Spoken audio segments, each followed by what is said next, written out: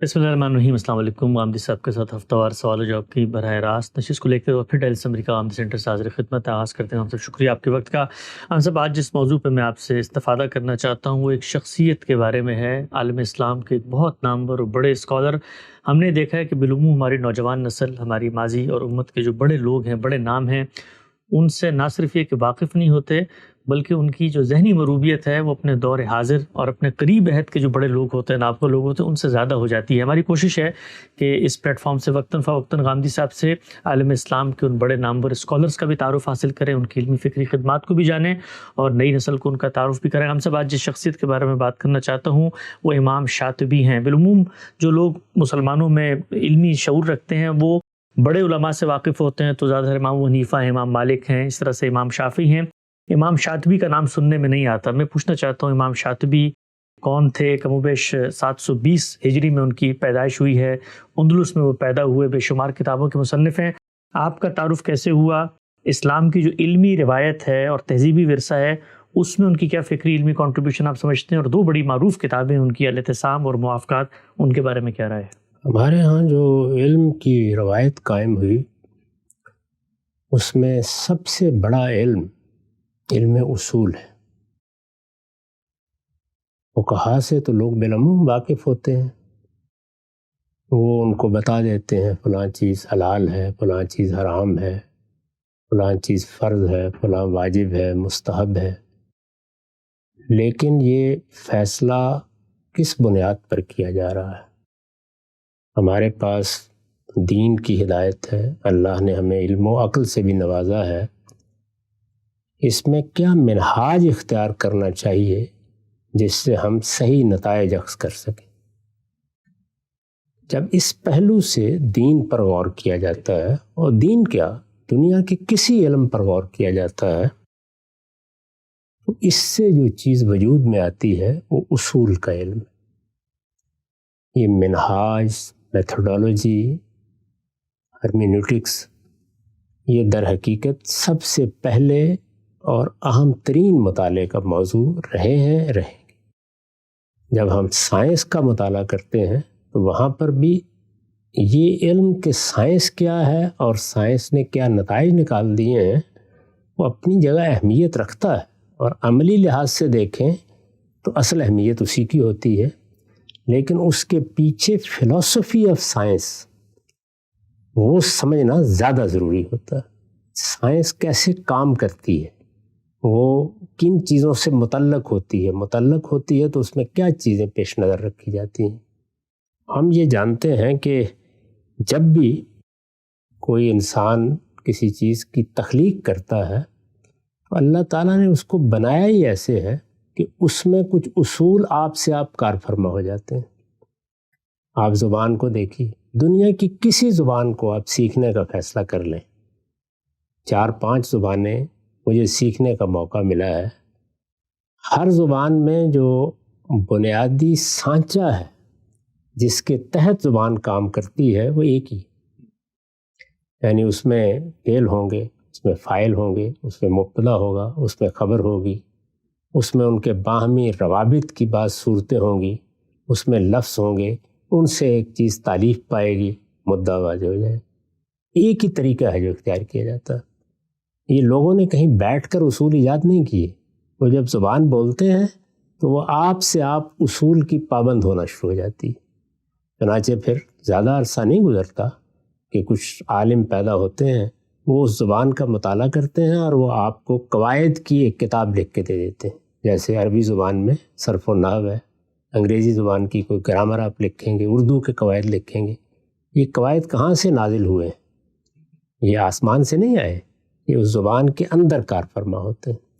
انسان جس طرح زبان بولتا ہے اور وہ آپ سے آپ قواعد میں ڈھلتی چلی جاتی ہے، ایسے ہی آپ نے دیکھا کہ لوگ شعر کہتے ہیں۔ شعر کہنا اپنی ذات میں کوئی فنی عمل نہیں ہے۔ انسان کو اللہ تعالیٰ نے جو ایک موسیقیت اس کے باطن میں عطا کی ہے، اسی میں وہ گنگنانا شروع کرتا ہے، اور اگر اس کا ذوق اچھا ہے تو اس کا فکر، اس کے خیالات الفاظ کا جامہ اس طرح پہنتے ہیں کہ وہ موزوں ہوتے چلے جاتے ہیں۔ چنانچہ اسی کو سامنے رکھ کر ہم نے عروض کا علم ایجاد کر لیا۔ اس میں بھی یہ دریافت کر لیا جاتا ہے کہ ایک شاعر جب شاعری کر رہا ہے، شعر کہہ رہا ہے، تو اس کے جملے کس طرح سے تولے ہوئے نکلتے ہیں، اسی سے موسیقی، اسی سے آہنگ پیدا ہو جاتا ہے اس کے اندر۔ تو وہاں بھی یہ دیکھ لیجئے کہ اس طرح نہیں ہوا کہ عروض پہلے ایجاد ہو گئی ہو اور پھر لوگوں نے شاعری کی ہو۔ شاعری تو انہیں اپنے فطری ذوق کے تحت کی ہے، لیکن وہ شاعری ایسے ہی نہیں ہو جاتی۔ جیسے ہی اس کو دیکھا جاتا ہے تو معلوم ہوتا ہے کہ نہیں، اس میں تو بڑے زبردست قسم کے قاعدے ہیں۔ یہی معاملہ موسیقی کا ہے۔ موسیقی کے ماہرین آپ کو ایک ایک تان، ایک ایک سر، ایک ایک تال کے بارے میں بتا سکتے ہیں کہ یہ اس طرح، اس آہنگ کے ساتھ اور اس ترتیب سے صادر ہو رہی ہے، اسی سے راگ بنتے چلے جاتے ہیں۔ تو تمام علوم جتنے ہیں ان کا اگر آپ مطالعہ کریں تو وہ اصلاً ایسے پیدا ہوتے ہیں۔ یہی معاملہ سیاست، معیشت، معاشرت کا ہے۔ تاریخ اپنا عمل کر رہی ہے، اس میں واقعات ہو رہے ہیں۔ واقعات کیا چیز ہے؟ یعنی واقعات میں جس طرح زبان فطری طور پر بولی جا رہی ہے، اسی طرح عمل فطری طور پر صادر ہو رہا ہے۔ مجھے ایک مسئلہ پیش آ گیا، میں نے شخصی طور پر اس کا کوئی حل نکالا۔ وہی مسئلہ اجتماعی سطح پر پیش آ گیا، اس کا کوئی حل نکالا۔ جب آپ یہ حل نکالتے چلے جاتے ہیں تو اس سے خود ایک سائنس وجود میں آتی چلی جاتی ہے۔ اس سائنس کا کتنا غیر معمولی، کتنا دقیق مطالعہ ابن خلدون نے کیا اور اپنے مقدمے میں اس کو بھی اصولوں میں بدل دیا۔ یعنی حضری تمدن کیسے پیدا ہوتا ہے، بدوی تمدن کے کیا اساسات ہیں، یہ دونوں آپس میں ملتے کس طرح ہیں، اس کے کیا خصائص ہوتے ہیں، اس کے کیا خصائص ہوتے ہیں، سلطنت کس طرح پیدا ہوتی ہے، کس طرح مختلف مراحل سے گزرتی ہے، تو اس سے گویا سیاسی عمل کی یا سماجی عمل کہہ لیں یا تاریخی عمل کہہ لیں، اس کی ایک سائنس وجود میں آ جاتی ہے۔ اسی سائنس کا ایک تاریخی مطالعہ ہمارے زمانے کے ایک بڑے اسکالر کارل مارکس نے کیا ہے۔ اس نے اس کو طبقات کی کشمکش کے ذریعے سے سمجھنے کی صحیح کی ہے۔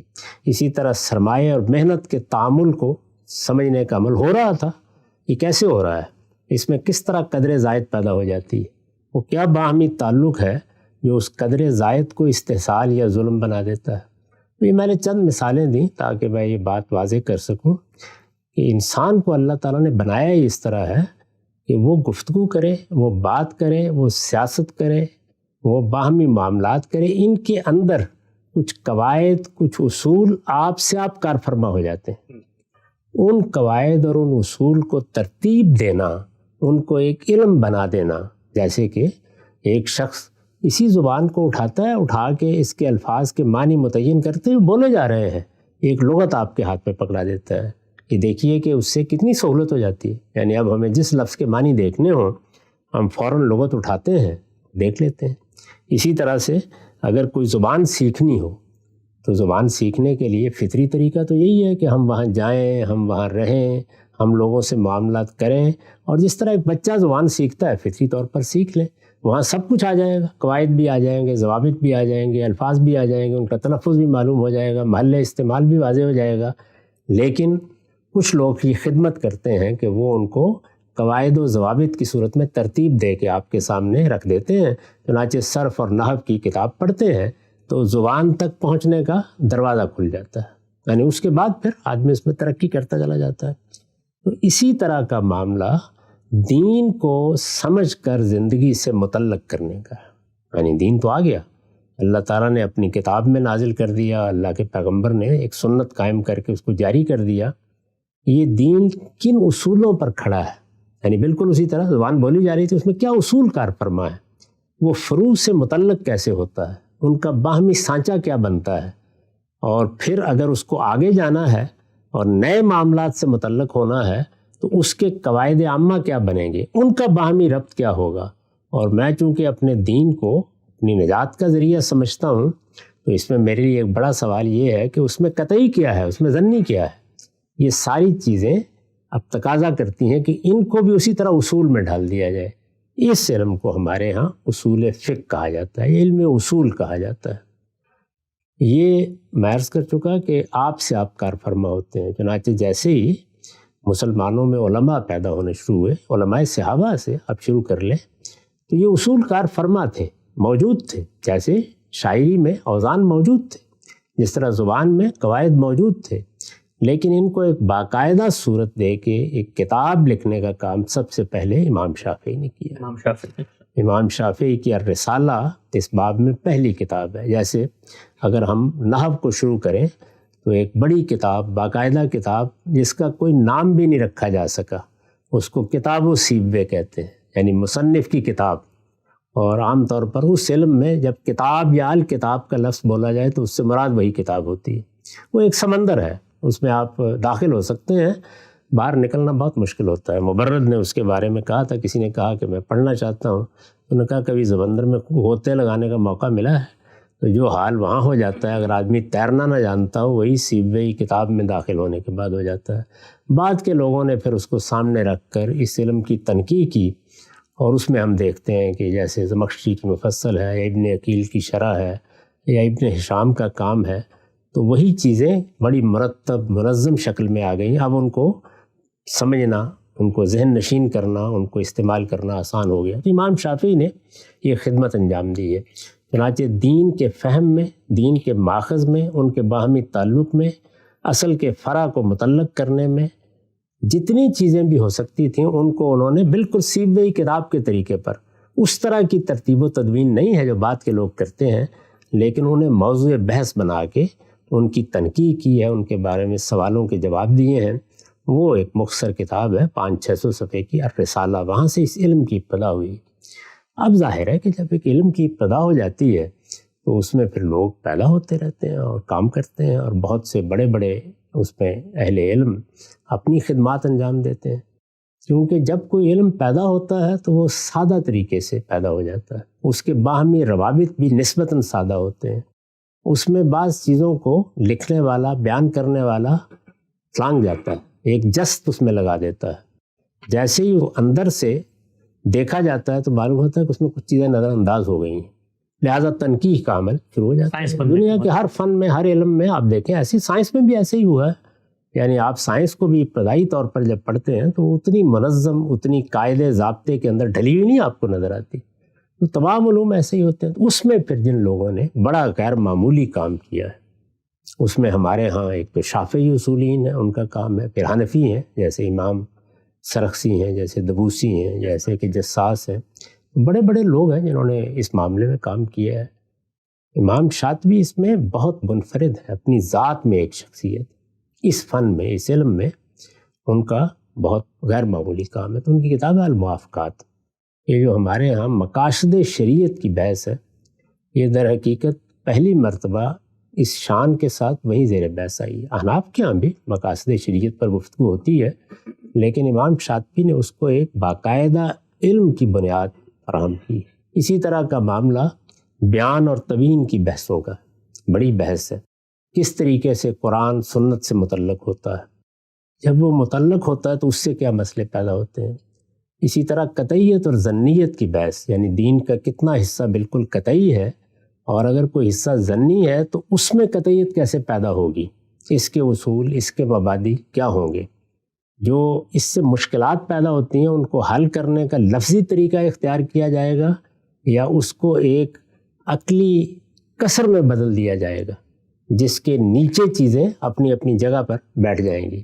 ان کا باہمی ربط فرعی ہوگا یا اصول سے متعلق کر کے ان کو دکھا دیا جائے گا۔ یہ بڑے بڑے مباحث ہیں جو شاطبی موافقات میں زیر بحث لائے ہیں۔ ان کی الاعتصام بھی، دوسری تصنیفات بھی بہت غیر معمولی ہیں، لیکن یہ کتاب ایک لحاظ سے کہا جا سکتا ہے کہ ہمارے علمی سفر میں ایک سنگ میل کی حیثیت اختیار کر گئی ہے۔ جو آدمی بھی علم اصول پر کچھ لکھے گا یا پڑھے گا یا اس علم کی کوئی تحصیل کرے گا، اس کے لیے کوئی چارہ اس کے سوا نہیں ہے کہ وہ جس طریقے سے الرسالہ سے ہر حال میں ابتدا کرے گا، اسی طرح اس سفر میں اس کو شاطبی تک بھی پہنچنا ہے اور موافقات کو بھی دیکھنا ہے، اور اس میں جس طریقے سے چیزوں کی تنقیح ہوئی ہے اس کا بھی صحیح اعتبار پیدا کرنا ہے۔ اس وقت تک جب شاطبی یہ لکھ رہے ہیں تو ہمارے یہاں علم کلام کی ایک روایت بن چکی ہے، منطق بھی ہمارے یہاں داخل ہو چکی ہے۔ لکھنے کا وہ سادہ اسلوب نہیں رہا جو مثلا آپ کو امام شافعی کے رسالہ میں نظر آتا ہے۔ چنانچہ کتاب آسان نہیں، نہ پڑھنا آسان ہے، نہ سمجھنا آسان ہے، کچھ اس فن میں ریاض کرنا پڑتا ہے، پھر وہ آپ کی گرفت میں آتی ہے۔ وہ لوگ جو جاننا چاہتے ہیں کہ اس کتاب میں دین کے اہم ترین مسائل کس طرح زیر بحث آئے ہیں وہ ہمارے فاضل عزیز مولانا عمار خان ناصر صاحب کی کتاب دیکھ سکتے ہیں، جس میں انہوں نے قرآن اور سنت کے باہمی تعلق کے باب میں علم اصول کا مطالعہ کیا ہے۔ اس میں شاطبی پر ایک خاص باب ہے، اس کا خلاصہ بھی انہوں نے بہت عمدہ کر دیا ہے، اس کو لوگ دیکھ سکتے ہیں، اس سے وہ اندازہ کر سکتے ہیں۔ اسی طرح ابھی حال میں موافقات کا ایک ترجمہ شائع ہوا ہے، پہلی مرتبہ غالباً اردو زبان میں اہتمام سے کتاب کا ترجمہ کیا، اس سے پہلے بھی شاید ایک ترجمہ ہے لیکن یہ ہوا، اس کا دیباچہ بھی انہی نے لکھا ہے، یا یوں سمجھیے کہ تعارف لکھا ہے۔ اس تعارف میں بھی انہوں نے شاطبی کن چیزوں کو موضوع بنا رہے ہیں اس کا ایک بہت عمدہ خلاصہ کر دیا، تو جن لوگوں کو دلچسپی ہو وہ اس کو دیکھ سکتے ہیں۔ آپ نے چونکہ حسب روایت مجھے پہلے سے بتائے بغیر بحث کر دی ہے، تو اس وجہ سے اس وقت اس پہ اکتفا کریں، باقی چیزیں بعد میں دیکھ لیں۔ نقطہ بالکل واضح ہو گیا، ایک عمومی تعارف شخصیت کا سامنے آ گیا کہ امام شاطبی تھے کون، علم کی تاریخ میں کس مرحلے پر کھڑے ہوئے تھے اور ان کی بنیادی کنٹریبیوشن کیا تھی۔ کچھ پہلو جو ہم سب آپ کے موجودہ حافظے پہ اعتبار کرتے ہوئے میں مزید بھی پوچھتا ہوں، یہ اندلس کے ہیں اور اندلس کے علماء کی جو روایت ہے اس میں ہمیں ابن حزم نظر آتے ہیں، کچھ نحو میں آپ دیکھیں ابن عقیل نظر آتے ہیں۔ ایک نویلٹی ہے، ایک ندرت ہے جو مغرب کے اندر علماء گئے ہیں، ان کے کام، ان کے علم، ان کے فن، ان کے ہنر میں نظر آتی ہے۔ آپ کو لگتا ہے کہ یہ خطے کا بھی اثر ہے یا مسلمان خاص ایک تہذیبی غلبے کے دور میں ہے جس کے اندر ان کی انٹلیکٹ اس طریقے سے دنیا کے سامنے آئی ہے؟ کوئی زمانی واقعاتی حالات بھی ہیں جس نے ان بڑے اہل علم کے جو پیشکش ہے اس پہ اثر ڈالا ہے؟ تین چیزیں بالعموم علم پر اثر انداز ہو جاتی ہیں۔ ایک یہ ہے کہ آپ کو سیاسی ماحول کیا میسر ہوا ہے۔ ہمارے ہاں ادھر بنو امیہ بنو عباس کے ہاں تو پھر بھی خلفشار کے دور آتے رہتے ہیں، افراد میں بھی ان کے کیلیبر کے لحاظ سے اور اہلیت کے لحاظ سے ذرا فرق محسوس ہوتا ہے۔ مثلا ہارون مامون کا دور ہے یا منصور کا دور ہے یا اس سے پہلے عبد الملک بن مروان کا دور ہے، تو آپ اس کے امتیازات دیکھ سکتے ہیں۔ وہاں سیاسی استحکام رہا ہے ایک لمبے عرصے تک، اور لمبا عرصہ یعنی کئی صدیاں وہاں پر مسلمانوں کی غیر معمولی حکومت رہی ہے۔ پھر بنو امیہ کا جو خاص ذوق ہے جس کا ظہور ان کے ادھر ہوا لیکن ان کی سلطنت جلد ختم ہو گئی، وہ اپنی پوری شان کے ساتھ ہسپانیہ ہی میں ہوا ہے جا کر۔ جو دوسری روایتیں اثر انداز ہو سکتی تھیں جیسے فلسفے کی روایت، منطق کی روایت، یعنی اگر سب سے بڑا فلسفی کہا جا سکتا ہے عالم اسلام کا کسی سرزمین نے پیدا کیا تو ابن رشد ہے، جو وہیں پیدا ہوئے۔ تو اس وجہ سے اس پس منظر کے لحاظ سے بھی تو یہ دوسری چیز ہوتی ہے کہ گرد و پیش کے علوم کتنے اثر انداز ہوتے ہیں۔ یعنی آپ جس جگہ ہیں وہاں سیاسی استحکام کی کیا نوعیت ہے، لوگوں کو علمی لحاظ سے کتنی سرپرستی مل سکتی ہے، ماحول بحیثیت مجموعی کیسا ہے، اور اس کے ساتھ دنیا کے جو باقی علوم فنون ہیں ان کی وہاں کیا صورت ہے، کتنی رسائی ہے۔ جس طرح کہ آپ مغربی علوم میں ہم دیکھتے ہیں نا کہ ان کی یونیورسٹیوں میں آ کے آپ کو علم کی ایک پوری تاریخ سے زیادہ ایک وہ مل جاتا ہے خاص طرح کا۔ اسی طرح ایک تیسری چیز یہ دو چیزوں کے ساتھ یہ بھی ہوتی ہے کہ خود وہاں جو روایت پیدا ہو گئی علم کی، وہ روایت مقلدانہ ہے یا مجتہدانہ ہے۔ اندلس کی روایت بڑی غیر معمولی مجتہدانہ روایت ہے، تو اس وجہ سے ان تینوں چیزوں نے مل کے وہاں غیر معمولی لوگ پیدا کیے ہیں۔ آپ اگر تفسیر میں دیکھیں قرطبی کی تفسیر، وہ بھی وہیں کے ہیں۔ ابن رشد کو دیکھ لیں، جس طرح انہوں نے غزالی کا بھی محاکمہ کیا اور اپنا ایک نقطہ نظر بیان کیا ہے۔ اسی طرح ابن حزم کو دیکھیں، وہ تو ایک پورے مدرسہ فکر کے بانی ہیں۔ تو یہ چیزیں ہسپانیہ کے علم میں بڑی ممتاز نظر آتی ہیں۔ واضح ہو گیا۔ اچھا ہم سب آخری دو تین چھوٹی چھوٹی چیزیں آپ سے پوچھتا ہوں۔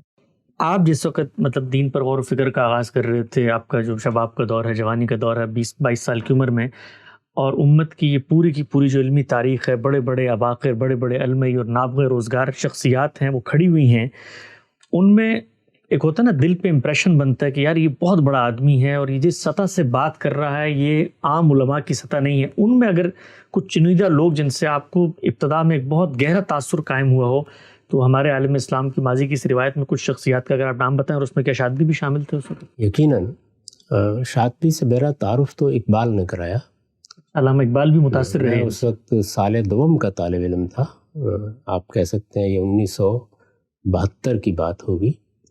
میں نے ریکنسٹرکشن پڑھنا شروع کی اقبال کی، ان کے خطبات ہیں، تو خطبات میں خاص طور پر جو اجتہاد پر ان کا خطبہ ہے، اس میں پہلی بار مجھے معلوم ہوا کہ شاطبی کی موافقات کا حوالہ بھی ہے اور ان کا خاص ذکر بھی کیا ہے انہوں نے، تو وہاں سے تعارف ہوا۔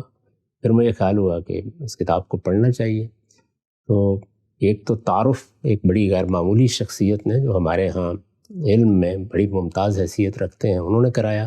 پھر جس جگہ تعارف ہوا وہاں وہ مسائل زیر بحث ہیں جو ہر سوچنے سمجھنے والے آدمی کے لیے ایک مسئلہ بنے ہوئے ہیں، اب تک بنے ہوئے ہیں۔ جو اقبال کا خطبہ ہے اجتہاد پر ریکنسٹرکشن میں، اس میں وہ مسائل سب زیر بحث آ گئے ہیں جن سے ہم نبرد آزما ہیں، جو اس وقت بھی عالم اسلام کے بڑے مسائل ہیں، ان سب کو انہوں نے ایک ایک کر کے بیان کر دیا۔ ان کا جو حل پیش کیا اس سے آپ اختلاف کر سکتے ہیں، مجھے بھی بہت اختلاف ہے، لیکن ان مسائل کی ٹھیک نشاندہی انہوں نے کر دی ہے، کیسے پیدا ہوتے ہیں، کیا چیزیں ہیں۔ اس میں اگر ایک آدمی کہتا ہے کہ اگر ان مسائل کو حل کرنا ہے تو اس میں شاطبی سے بہت مدد مل سکتی ہے، یا موافقات کی یہ حیثیت ہے، یا اس کے بعض پہلوؤں کی وہاں پہ وہ تحسین کرتا ہے، تو آپ متوجہ ہوں گے۔ دوسرے یہ ہے کہ جب کتاب اٹھا کے پڑھنا شروع کی تو معلوم ہو گیا کہ تو ماؤنٹ ایوریسٹ کی چوٹی پہ چڑھنا ہے، عجیب۔ تو اس کی مشکلات اس طرح جب جوانی میں اس طرح کی مشکلات سامنے آئیں تو آدمی کے اندر ایک رد عمل پیدا ہوتا ہے کہ مجھے اب اس کو حل کرنا ہے یا سر کرنا ہے۔ تو اس لحاظ سے بڑی اس کے ساتھ مناسبت پیدا ہو گئی، اور اس کا ایک خاص پہلو یہ بھی ہے کہ میں اس زمانے میں اعتکاف پر بیٹھ گیا، تو وہ اعتکاف بھی موافقت کی نظر ہو گیا جس کا ہمیشہ افسوس رہے۔ جی، آپ فرماتے ہیں اعتکاف میں تو فکری یکسوئی ہونی چاہیے اللہ کی طرف، لیکن کتاب نے ایسا احاطہ کیا ہے کہ وہ سارا اعتکاف بس اسی کی نظر ہو۔ اچھا ہم صاحب، آخری بات، ابھی آپ نے فرمایا تھا کہ یہ جو اس طرح کے موضوعات ہوتے ہیں، ہم لوگ چونکہ براہ راست نشست ہوتی ہے، لائیو غامدی صاحب سے سوال کر لیتے ہیں، پہلے سے ان کو علم نہیں ہوتا، تو آپ خود فرماتے ہیں نا دنیا تو امتحان کے لیے بنائی گئی ہے، تو ہم آپ کے علم کا بھی امتحان لیتے رہتے ہیں۔ لیکن یہ ہے کہ جو تاریخی شخصیات ہیں یا تاریخی واقعات ہیں ان کے بارے میں تو ذرا توقف کر کے بتا دینا چاہیے، آگے آدمی کوئی غور کر لے کہ اس نے کیا کہنا ہے، اس کے نتیجے میں پھر بھی ایسی ہی باتیں سنیں گے جیسی میں نے سنا دی۔ نقطہ بالکل واضح ہو گیا۔ عالم اسلام کی بڑی نامور شخصیت امام شاطبی کے بارے میں ہم نے غام صاحب سے پوچھا، ان کا ایک بنیادی فکر ہے جو بھی زیر بحث ہے، مقاصد شریعت کی، یہ فکر کیسے پیدا ہوا، غامدی صاحب اس کو کیسے دیکھتے ہیں، انشاءاللہ اس کو آئندہ نشست میں زیر بحث لائیں گے۔ وقت یہاں پہ ختم ہوتا ہے، دوبارہ حاضر خدمت ہوگی، اب تک آپ کا بہت شکریہ۔